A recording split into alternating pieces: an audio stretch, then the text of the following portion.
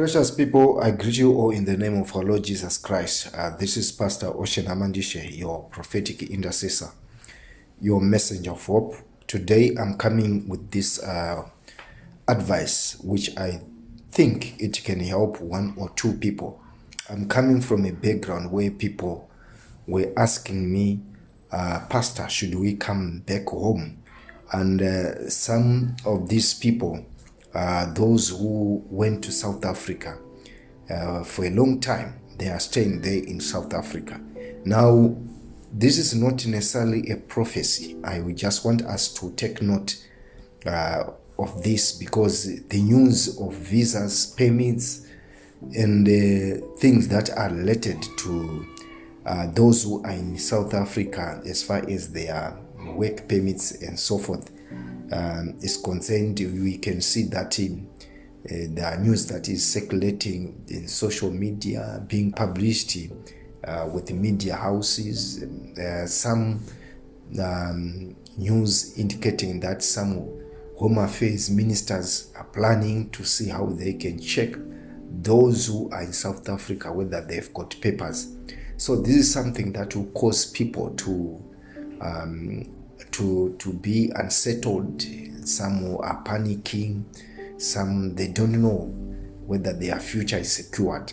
Now, this is why I'm coming with this advice to say, if you are in South Africa, number one, I want us to understand that whether you have a permit or you have a visa or you have all papers, the general point that I want to make before I comment on other issues is that you are not safe, in the sense that we have groups of people, some who understand the law and those who don't understand the law.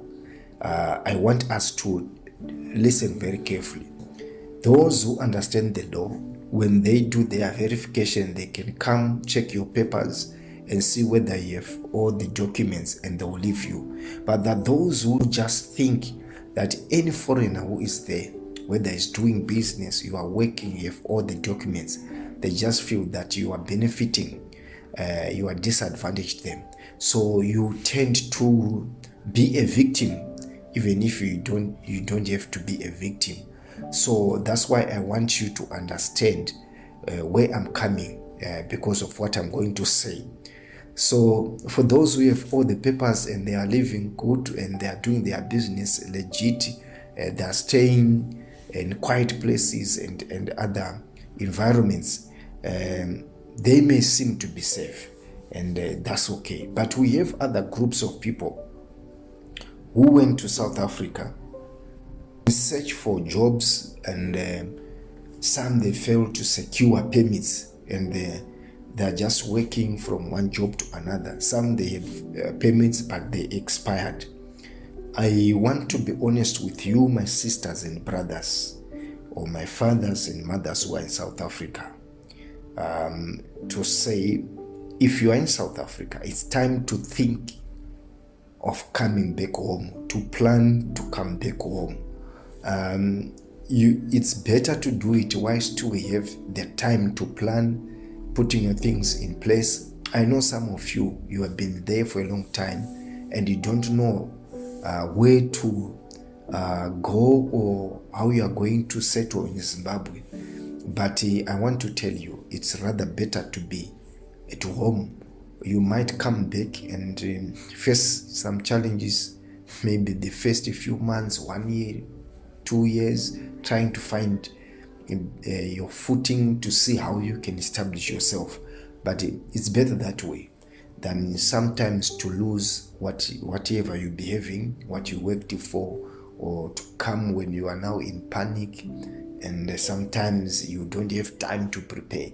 So while there are still wind of everything that is going on, that is happening, the news that is going around, for those who have that feeling to come back home, start to prepare. Some of you, I know you have been there for a long time, you feel homesick, you don't know whether you are going to spend your whole life there. I think it's time to start to plan. But there are those who feel that they may not come for various reasons.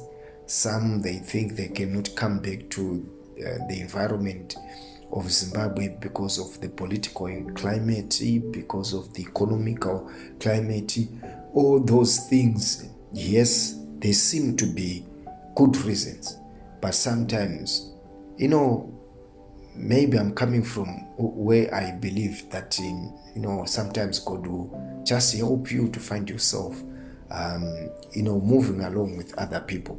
Besides the challenges that Zimbabwe is facing, you must understand that there are also people living there in Zimbabwe, facing challenges, difficulties, but God is seeing them through, surviving. So sometimes home is best, to come back home while time is still there to plan.